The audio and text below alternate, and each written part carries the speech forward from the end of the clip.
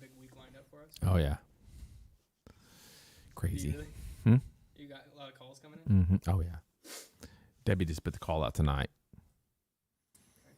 So, this is crazy. Well, check.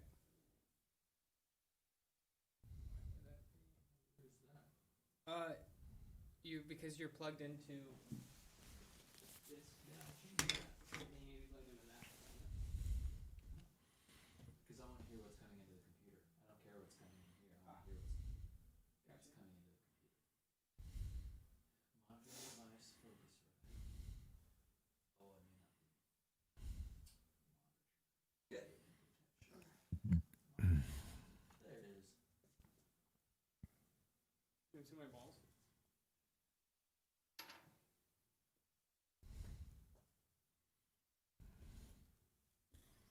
What?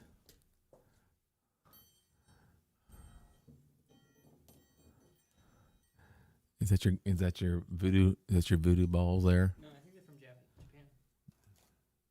All right. We don't need these on the table, do we? No, we don't. Yeah. They might distract me there.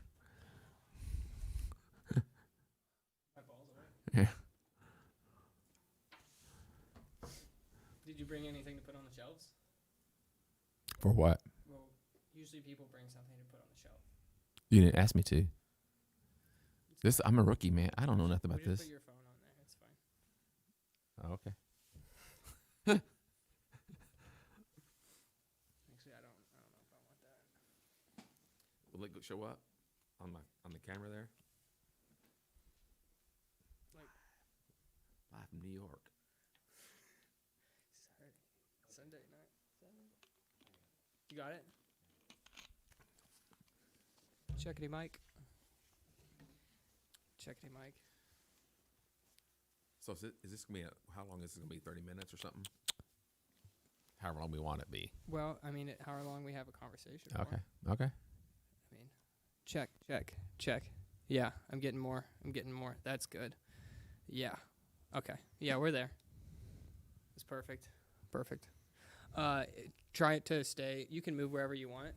Yeah, I'm good. It's just as long as the mic, like if you just lean back, then you can bring it towards you. Okay. But the better, the closer. Closer the better. Yeah. More quality. Yeah, that's fine. Started. I hear that. There's a video. There's called ASMR, where they do just little. They take really good microphones like this, and then they make noises like with leather or something. And anyway. Nice setup here you got. Thank you. Yeah. Thank you. So this is Gene. Gene is my boss, my current boss. Now, I've had a boss on here before. Who's that? His name was Nick. Okay. Nick was my copier salesman boss. Oh, okay. I sold copiers before working for Creighton and then before working for you. Okay. So this was about a year before I met you. I sold copiers. How'd that go? It sucked. Did it? Well, I don't know. It's not the sexiest product, and that's what they would often tell us, is that it's not the sexiest product, but it's something that everybody uses. Mm. Or at least if you are a lawyer or whatever. But we're not here to talk about me. Right. We're here to talk about you, Gene. That's totally fine. Good.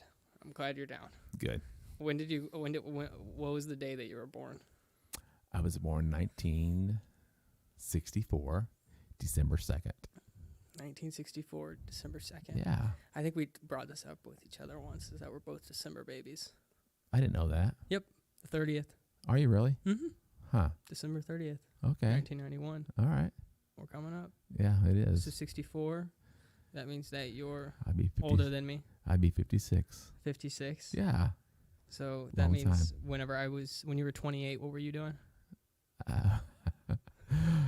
I was working in a cabinet shop that I had for. I think I started when I was 25 in the cabinet shop by myself. Oh, okay. Yeah. So I've been self-employed for almost 30 years. I've been kind of self-employed. This is employed. Do you like it? Well, I mean, it's a pretty rough life. What do you mean? Well, I don't make a lot of money doing this. Well, you don't won't. start- You won't. Yeah. You won't. Is that the same for you? It is the same for me. You had like one person that you did cabinets for, and you were like, sweet, Yeah. for the whole year. Yeah. Or? No, you just gotta love what you do, Yeah. and that's where you get your benefits. Okay. Yeah. So you started whenever you were 25. Started when my parents were they was in real estate. I actually started making or building cabinets when I was in junior in high school.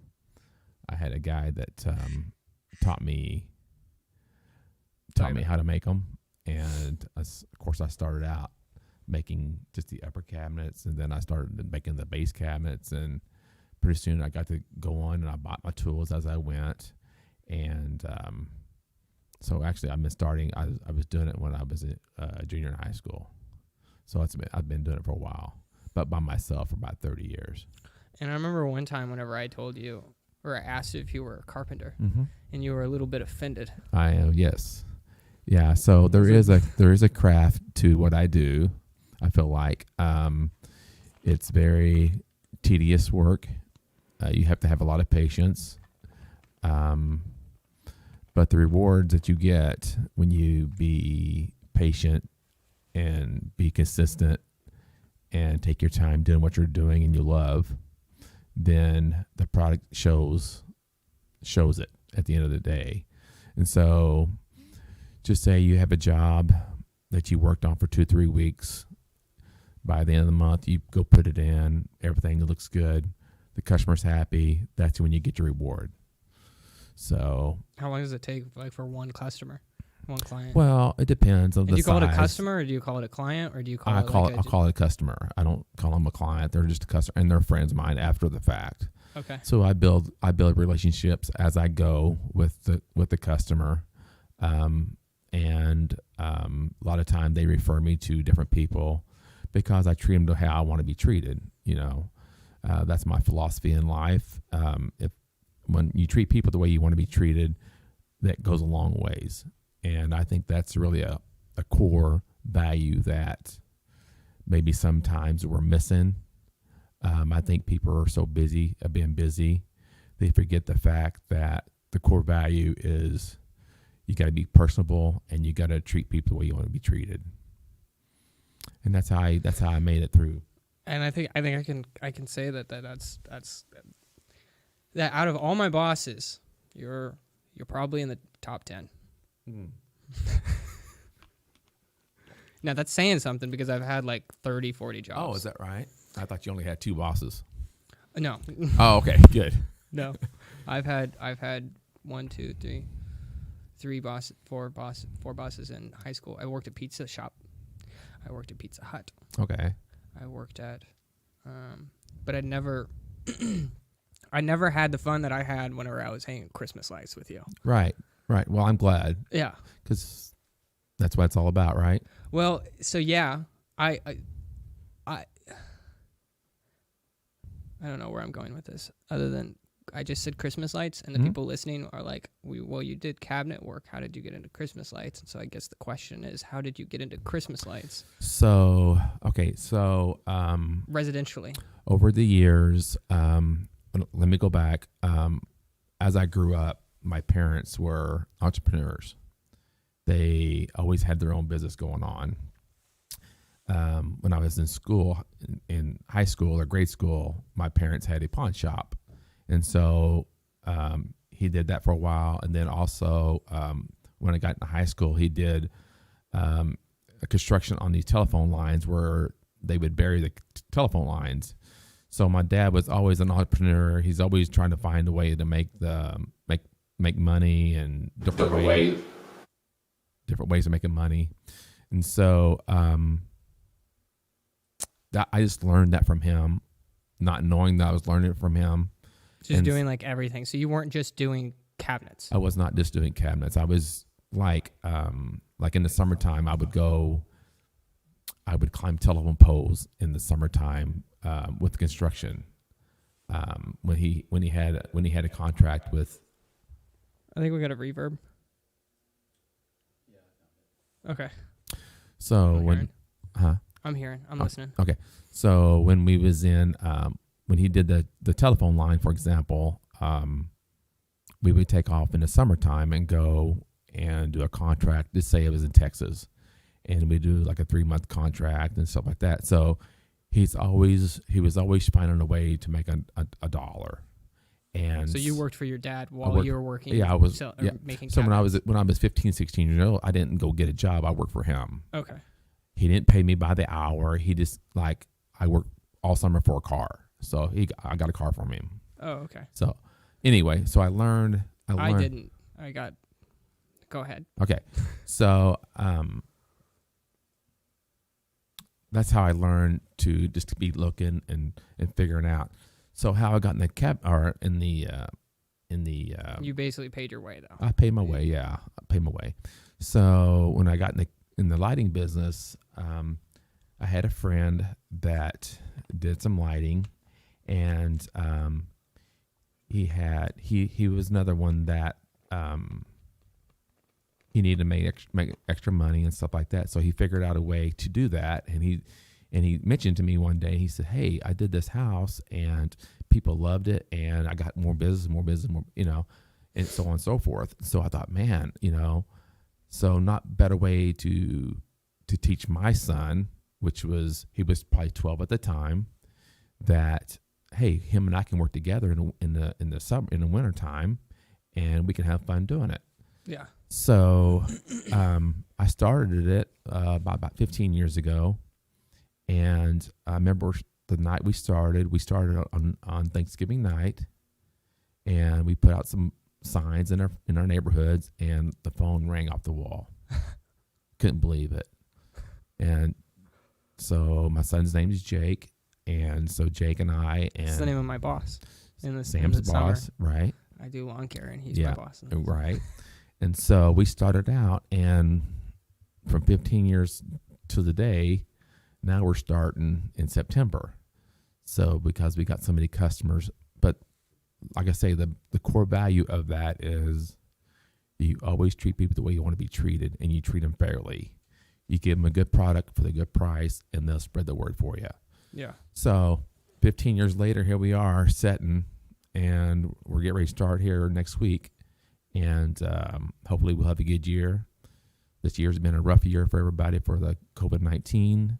So hopefully we'll put some smiles on people's faces, and I expect we will. And I think we'll have a good time. Do you have a bunch of customers that know you by heart? Like they would.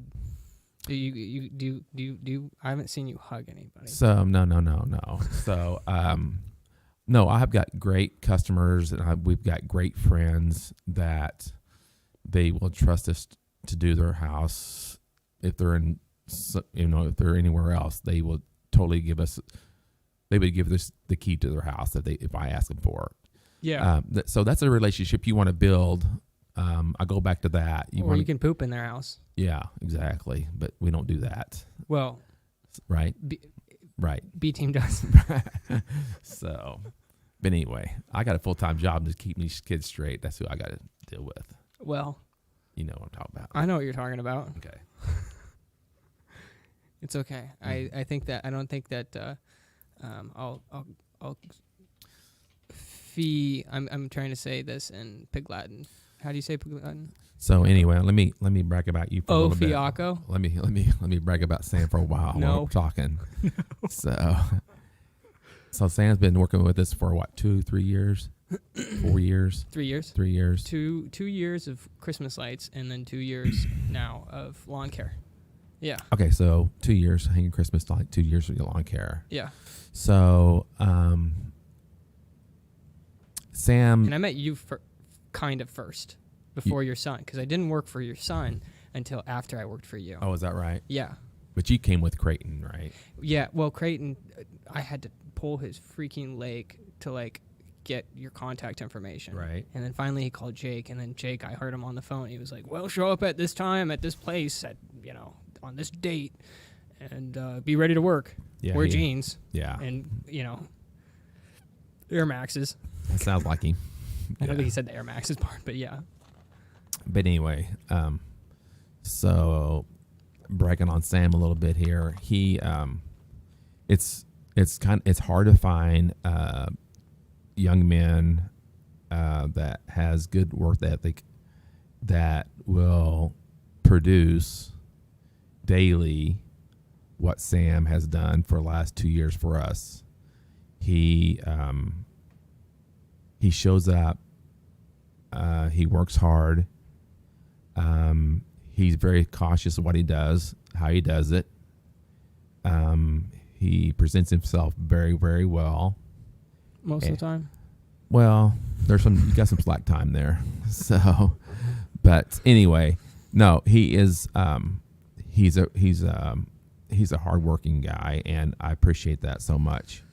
And, anyway, Why don't you think there aren't more hardworking men? Sam, it's hard. boys, I don't know, Sam. gentlemen. I don't know. It's hard to figure that out. I don't know why. I wasn't brought up that way. I didn't raise my kids that way. But that it's a fact today that when you know that you only got like 45 to 60 days to do this stuff, and we tell them up front that it's going to be that many days, that long hours, and 7 days a week, and they'll tell me up front, I'm in. I'll do it. I can make it happen. Don't worry about it. I'll be there. Yeah. 90% of them, they don't do that. Yeah. So I don't understand. I don't understand that because I can't. My mind don't go that route. I don't know. I have no idea. Because I've talked to a lot of guys, and the thing that I thank you, by the way, You're welcome. for complimenting me. You're welcome. I don't do well with those, but That's fine. You're good. but I've talked to a lot of guys, and I've been telling them about it, and I tell them up front that I don't bullshit them. I just tell them straight up, like, it's going to be cold. It's going to be long hours. It's going to be Windy. It's going to Rainy. be the wind is the worst. Yeah. Right. Like, I could do the cold, but then you like sprinkle on that wind, Yeah. especially when you're up on that roof, Right. 3 stories high up there, Right. and you're feeling it get through every crack and crevice of your jacket, Right. even though you have like 4 layers on. Right. Yeah, that's when it gets really bad. Right. Yeah, but I've seen. The crazy thing is that I've had one of the best experiences in my life working for both you and Jake, and yet I have seen more 20-something-year-olds that show up and don't stay past a week, don't stay past 2 weeks. Right. Like what? Look. So you tell me the answer. Why they do that? So I'm reading this book. It's called The Coddling of American Minds. The Coddling of the American Mind. Mm-hmm. And they've broken it apart quite a bit because they coined this term called safetyism. This idea of like protecting your child. So like whenever you grew up as a kid, you run around your neighborhood. Right. You rode your bike as far as you could away, but then knew how to get back. Sure. Right? Right. You and I both. Right. Well, to a degree. I mean, I knew my barriers. I knew that I couldn't go farther than this because Sure. I didn't know how to get back. Sure. But I would ride a mile away from my home, Mhm. and I would be able to come back. Mm-hmm. Now, today, after with this, the milk carton, the missing child on there, Okay. Yeah. and then the Amber Alerts, and the, just it's constantly reminding people that that it's not perfect. And so what's happening is that people are trying to protect their children, right?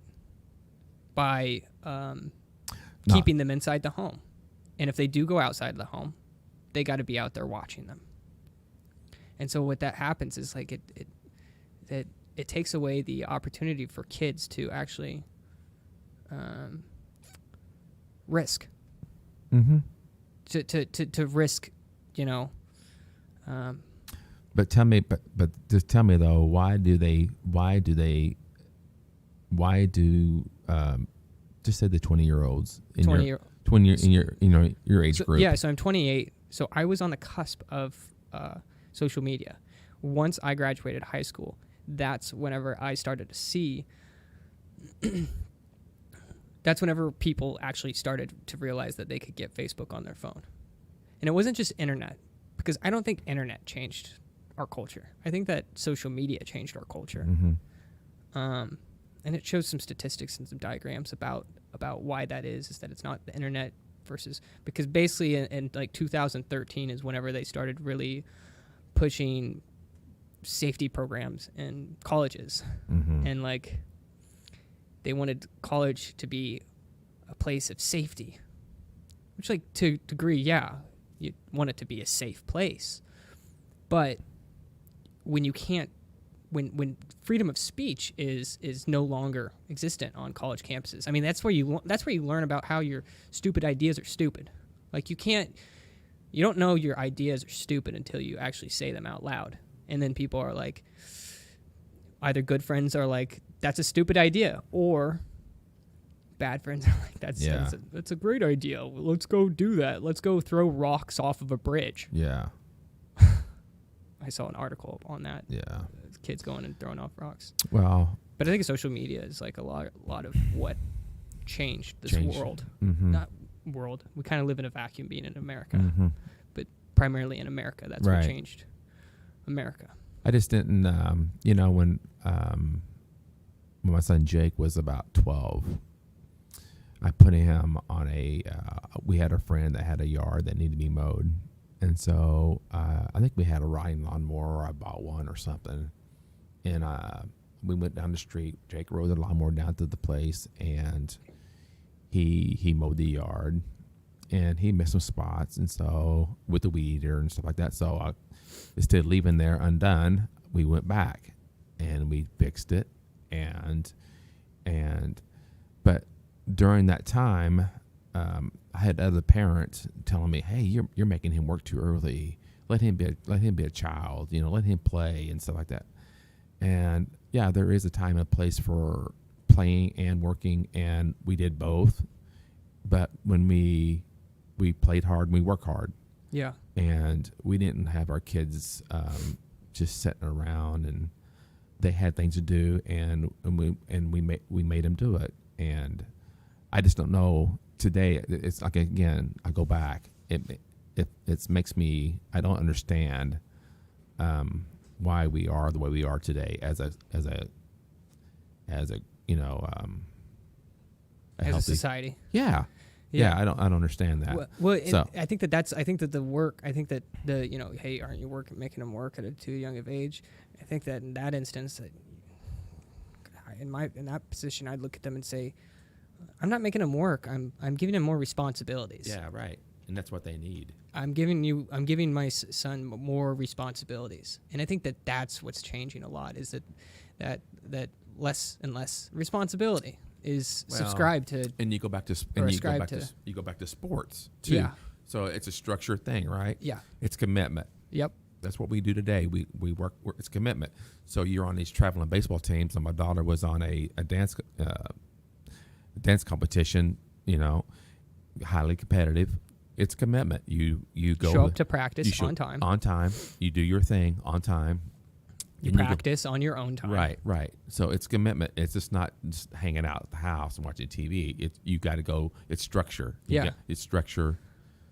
Well, now we have. But now I'm hearing more and more about these kids are a part of these leagues that don't keep score. Well, yeah, right. And it's like, well, how does that teach them about the purpose? I don't know. I mean, like, how do you teach a kid about purpose? But like. And I mean, really, is it much of a purpose to score? Well, anyway. you're trying to win, right? Mm-hmm. But the thing is that when you I think it's whenever you what's the word I'm looking for? When you take away the losers, you also take away the winners. When you numb the pain, you also numb the joy. Mm-hmm. and I don't know how if you see like the correlation between those Right, things is right. like when everybody celebrates, like why is it that we want to move towards a well, it takes a society that where everybody is a winner? Right. When in reality, some people, the people who don't do anything, who don't want to do anything, then tough luck. Right. I know. So Have you read the Darwinism book, the book on Darwin, no, survival of the fittest? no, Have you heard of Louis C.K.? no.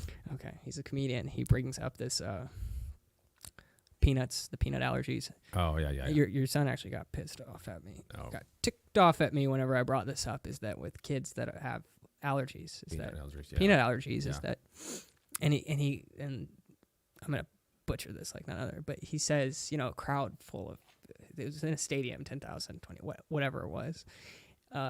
This one joke he has where he's like, the kids with the peanut, but maybe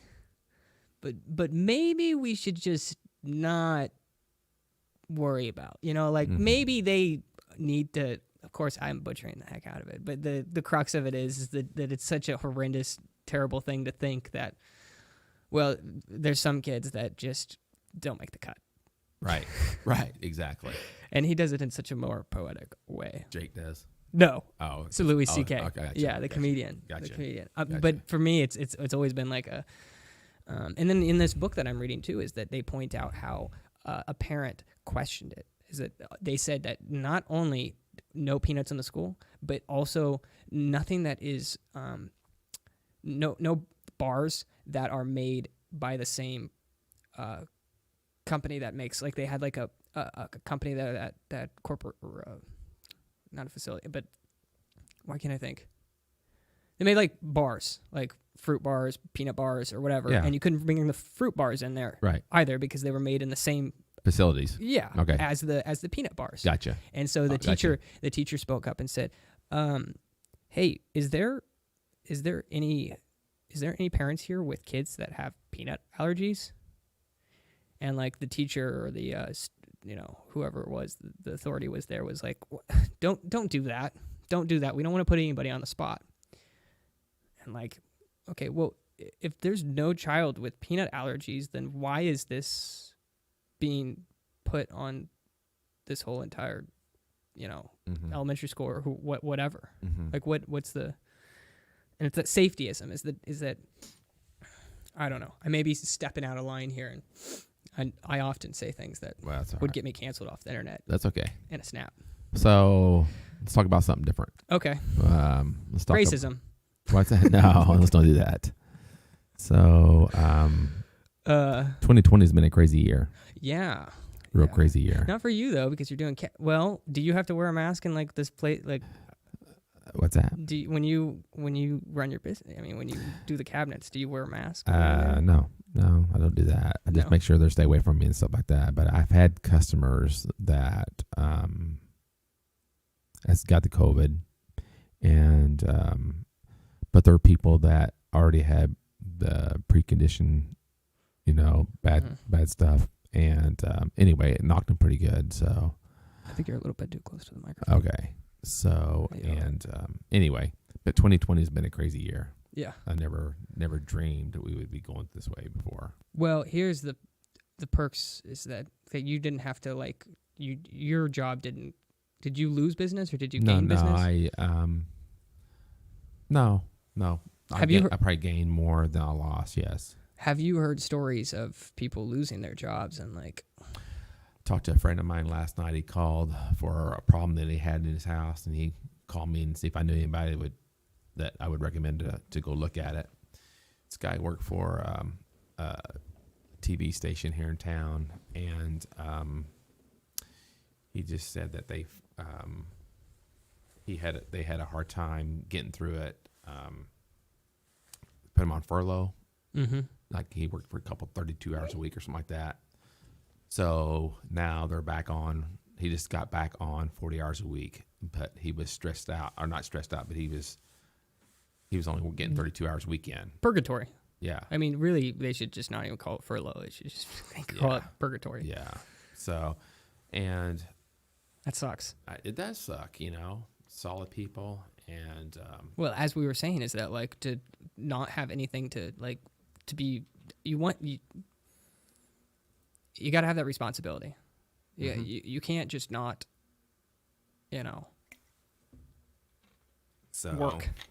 Yeah, and then I guess I went Go- back on the. go on this election thing. That's all you're hearing about back and forth on the election, and it's like, oh my goodness, it's crazy. But anyway, let's don't do that. Let's don't get on that because we'll be sidetracked. So, Oh, this is great. What? Okay, so who is your God? my God, Yeah, your God. Who is your God? my God is Jesus Christ. Okay, Yeah. I have to ask that in every single one of these. Oh, do you? I don't have to. I mean, it's kind of been a running thing. At Yeah. the beginning, I used to ask people, "How did you meet Jesus?" But then, like the second or third podcast, I talked to like one of my good friends who's an atheist, Oh boy. and it kind of got weird. And I was like, "So how did you meet Jesus?" And he was like, "I don't believe in Jesus." Oh man. Well, he didn't actually say that. He said that he believes that Jesus was real. He said that there's documentation of Jesus being a real, like Josephus was somebody who had written outside. But Mhm. but anyway, have you been praying with your wife? Do I pray with my wife? Well, you told me that last time. Yeah. Last time we So, talked Jesus, you were We haven't, Sam. Honestly, we haven't done it for a long, long time. Mhm. But again, I go back to and I don't go to church every Sunday or none of that. But again, I'll go back to. I know Jesus is in our hearts, my wife and I's hearts, and our kids' hearts. So I know our core values is solid, and I know that we've all asked Jesus to be our Savior. yeah. And I know we do fall short. I know we sin every day. I know all that, but the core value that we have, I know we're good. Yeah. You know what I mean? Did you grow up Catholic? No. So when I was a young kid, it was a Pentecostal church I went to. Okay. So grew up in Pentecostal. Dean and I, when we got married, we actually lived in Amarillo, Texas. You gotta tell the people about your wife because you've loved only one woman, I have. Yes. So which is impressive it is impressive. or admirable. Dina and I were high school sweethearts.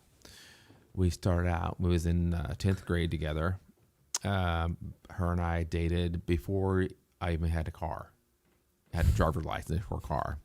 Picked her up on your bike. Picked her up on my bicycle. No, whatever. No. But no. So she is my first and only love, true love. We've been together now for 35 years, I think, Sam. And so we have done life together. We have struggled through times, with the finances and all that stuff, but we stuck together. We made it through. At this point in our life, we got the kids all raised. They're doing great.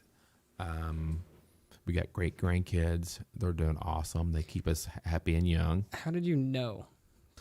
How do I know that? About Dina? Yeah.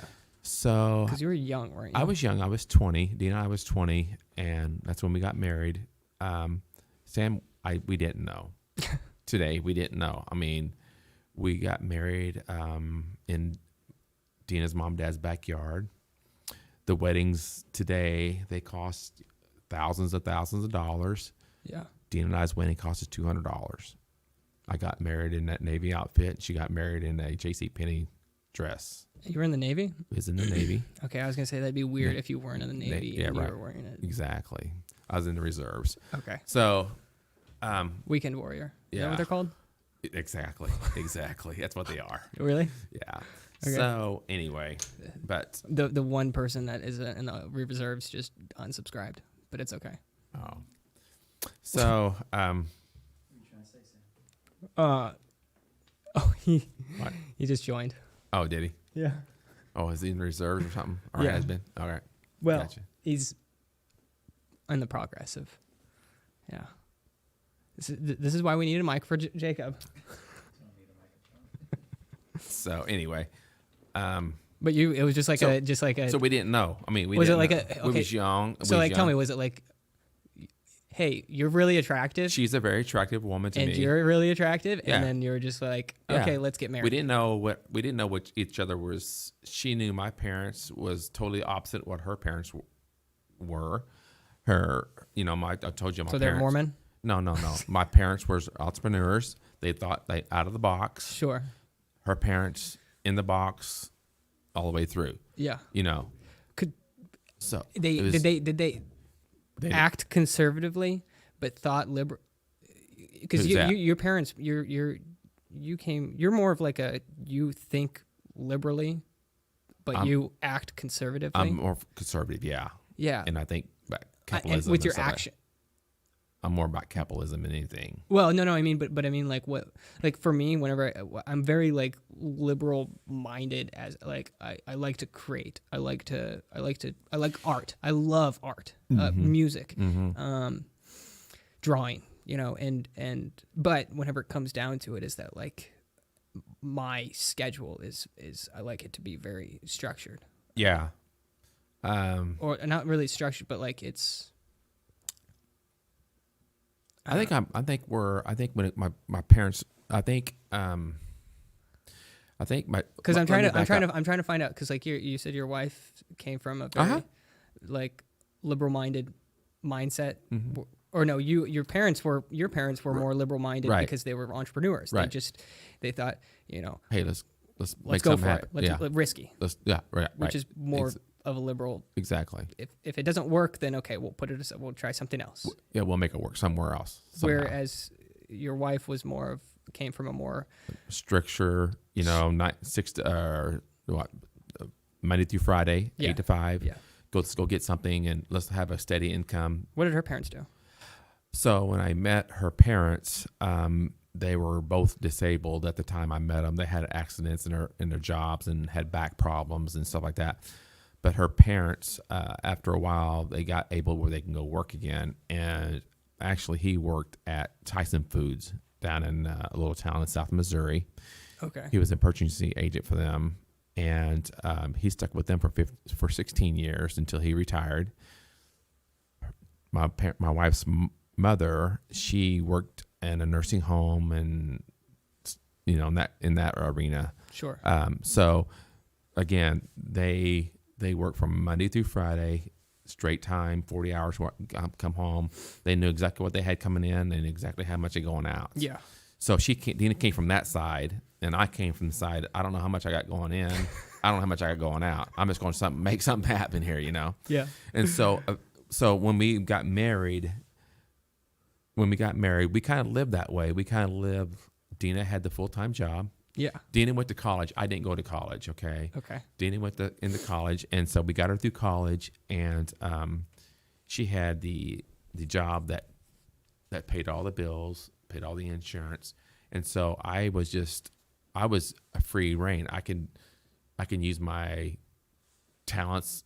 Remember, I told you I started in the cabinet business. So back when I was in high school, and so she allowed me to do what I wanted to do with her income. Yeah. So I that's what I did. So you didn't waste that time. I didn't waste that time. So so now I'm going to go. I thought to myself, let's make it happen. Let's do something, make it happen. So she worked in a company from Kansas City, and they moved us to Amarillo, Texas. And when they moved us, I thought, okay, now's the time for me to do what I want to do, or try to do what, because if I failed, we had her income to come off to stand on. Sure. If I succeeded, great. So what we ended up doing is I built furniture, and so You were a carpenter. I was a craftsman at the time. So I built There's a difference. furniture. Yeah. Okay. So and then I built it and I sold it on weekends at the flea markets. At the flea markets. So I went down to flea markets and sold furniture. So I made them that week, sold them that weekend. Yeah. And I just started that. And Sam, we had a neighbor that mowed yards, or did mow yards, down in Amarillo. Don't tell me you started a lawn care business. No. Okay. He hooked me up with a builder. Oh, okay. Yeah, so he hooked me up with a builder, and So I thought, okay, I'm 22 years old. I got I remember I told you I bought tools as I went. So I got a little bit of tools, and I had this. Those aren't cheap. Went cheap. So I thought, okay, I'm going to do this. So the guy, I could do that. So the guy introduced me to the builder. The builder said, well, okay, let me bid you, I'll let you bid a house for me. I said, okay. So For cabinets? for cabinets. Yeah. First time ever. Okay, I was like shaking, Sam. I was like, I can do this, but I'm not sure I can do this type of thing.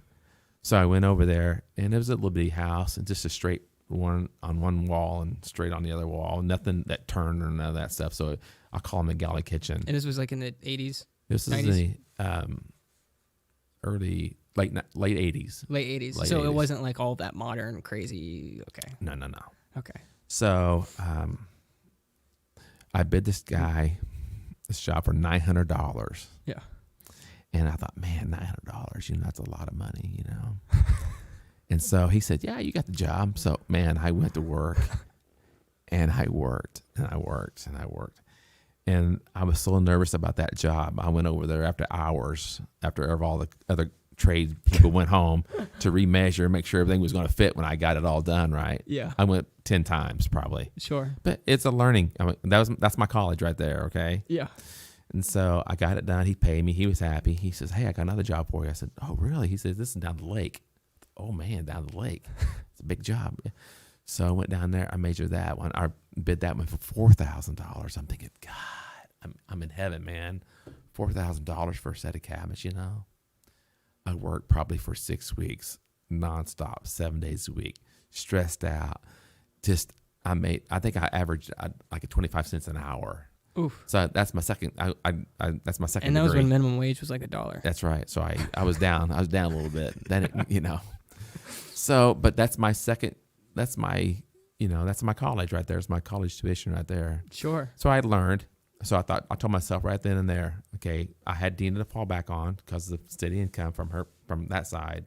So I thought, okay, this is enough of this. I'm done going to college now. Now I need to start paying Gene a little bit. Yeah.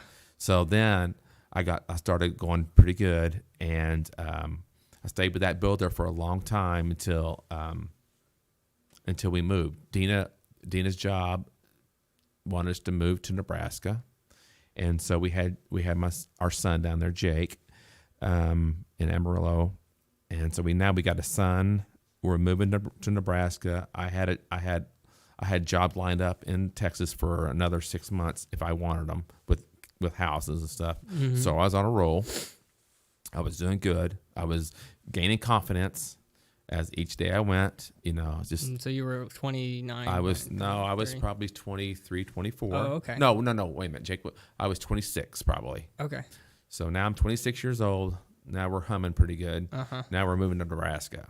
Why? Because of her job? Because of her job. Okay. Because it's a sideways / little bit of promotion type job. Sure. And She's been working for that same job? she did. She worked for them for like 10 years, I think, Sam. Yeah.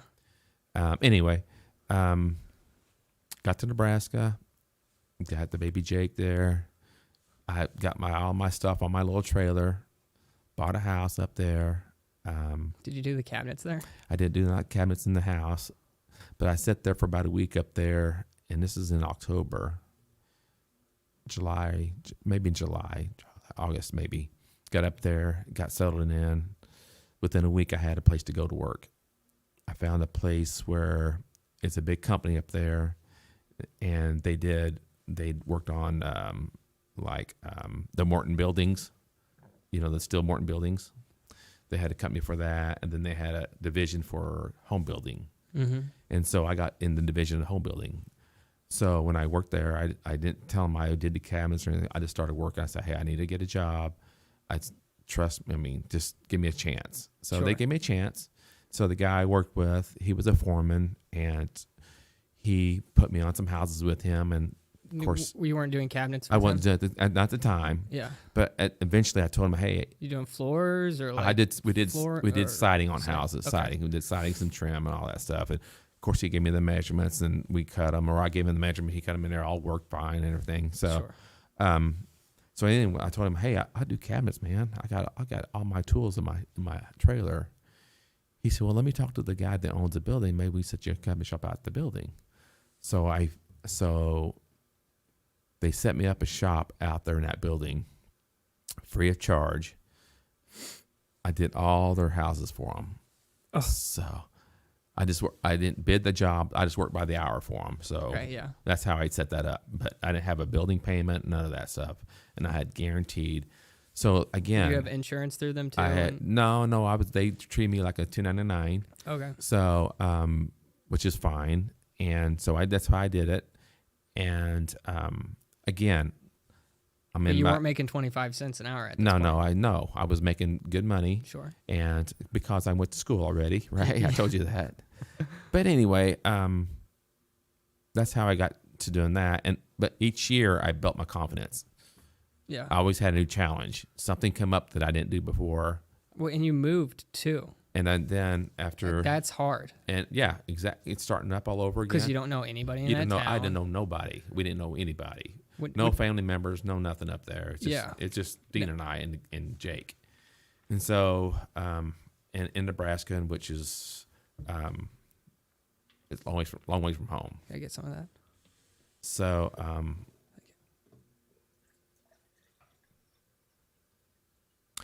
so we started. Okay, so we got going up there. And then you got to Kansas City, unless something crazy happened in Nebraska. Did you have Brianna in Nebraska? We had Brianna in Nebraska, so she was born up there, and phone call. Is that weird to have a daughter? No. Like, No. what was the difference? Because you had They're a just son different. and- They're just different. They're just different. You know, different needs. Yeah. Different. No, they're both Well, fun. I know that there's some people who have just sons and then they don't have a daughter. Mm-hmm. And then, like Jake, he's got 2 sons. He needs to have a daughter, right? I think he needs a He daughter. needs to have a daughter. Yeah, he needs to go full circle. Yeah, I think so. I just wanted to put him on the spot at least once during this. Exactly. That way, in So- 40 years, whenever his daughter's listening to this, then she'll be like, "Oh, Yeah, Grandpa it was Gene Sam's right. It's Gene's Yeah, idea." right. So no, Jake needs a daughter. So you had your daughter up in Nebraska, and then you came to Kansas City. Yeah, right. Because of Dina's job. So a year later, I was up there. The phone call came. Hey, you want to move to Kansas City? We're on board. We didn't like Nebraska at all. Sure. Yeah, we're coming. Was it a small town up in Nebraska? It was a little town called Kearney, Nebraska. If you've never heard of it, it's out in the middle of nowhere. Smaller than Kearney today. It's about. in Missouri. It's Kearney, probably about. No, it's bigger than that. It's 40,000 people. Okay. But it was just out there. We didn't know anybody. We was out there by ourselves. There's a lot of family out there, and You did? no. I'm Oh. just saying there's probably a lot of family out there, and it was just kind of like Cliquish. you were the outside. Yeah, exactly. So we got to Kansas City. I've been doing cabinets ever since, Sam. Yeah. Tina. Yeah. Tina, we got to a point where, with our kids that Dina was tired of the company she's working for. Our neighbor next door came over and she says, hey, I want to introduce you to Mary Kay. Tina says, I don't want no makeup. I don't like makeup and all this. Did she not wear makeup?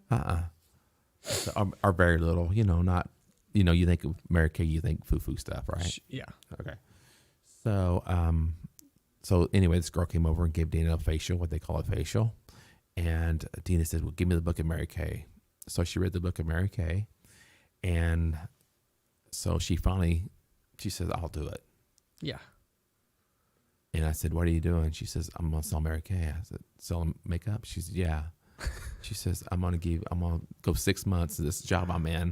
And then I'm going to quit this job. Oh my God. Yeah. So How old is she at this point? she's, we're probably, Brianna was You guys are two. the same age. Yeah, 28, Okay. 30, 28 and 29. Okay. So now, so let me just go back. So remember I told you her parents are Monday through Friday, Yes. 9 to 5. You rubbed off on her. So now she's starting to turn the corner, right? Yeah. And we didn't know all this is going on. Yeah. But so now she's thinking out of the box a little bit. Yeah. So anyway, 6 months later, Sam, she earned a Mary Kay car. Oh my gosh. She her in a Mary Kay car. Sam, our kids were small or young, and so she did it because of the kids. Sure. She had a reason. Don't they have like a legacy program or something? Well, Oh, it's not Amway. no. Okay. She had a purpose. So her purpose was. I sold Amway, by the way, Did you? for a year. It sucked. Okay. Yeah. Ooh, the chocolate bars, the fudge chocolate bars, Mm-hmm. fudge caramel chocolate bars. Oof, those are really good. And you Good. can only buy them from them. All right. But anyway, Mary Kay. Yeah. Okay. Anyway, so she had a purpose, and the kids were her purpose, Yeah. and so she sold Mary Kay for 10 years. Out of the 10 years, we drove three or four pink Cadillacs. I think I remember. I don't know how I think- or why I remember that. I think Jake got his driver's license in a pink Cadillac. Yeah, I think that's what that was. Maybe you got to ask him about it. Because I joke with Jake often about him, in high school, and Mm-hmm. we didn't know each other, but in passing. Right. But I do think I remember him driving a pink Cadillac to That's his work mom. or to school at some point. Yeah, so that was his mom's.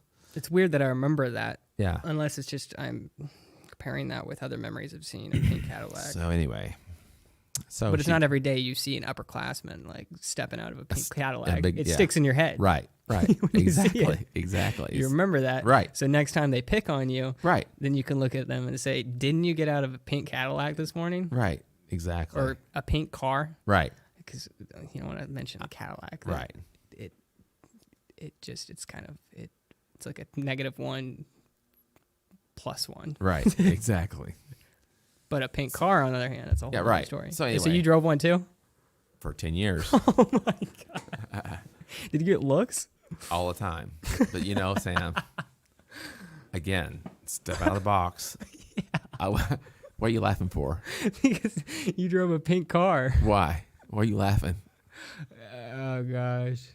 Because I don't. That's most because pressure we have. you know why I'm laughing is Why? because I got made fun of for driving a yellow car. See, in there high you school. go. I got made fun of for driving a yellow car. So there you go. A whole lot in high school. So there's. So this Why, is. why do people do that? I don't know. Okay, I don't because know my either. parents bought that car for me. But why does people make fun of that? Or Yellow car. Any car, pink car, yellow car, whatever. I don't know. You're a Dave Ramsey guy, aren't you? Point A to point B. If a car can go point A to point B, then it's. Yeah. Yes. Yeah.